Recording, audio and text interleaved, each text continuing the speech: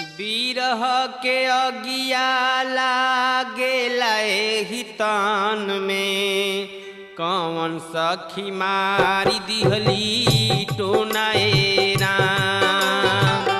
बिरह के अगिया लागेला एहि तान में कौन सखी मारी दिहली टोनाए राम। कौन सखी मारी दिहली टोनवाए हरि जी। कौन सखी मारी दिहली टोनवाए हरि जी।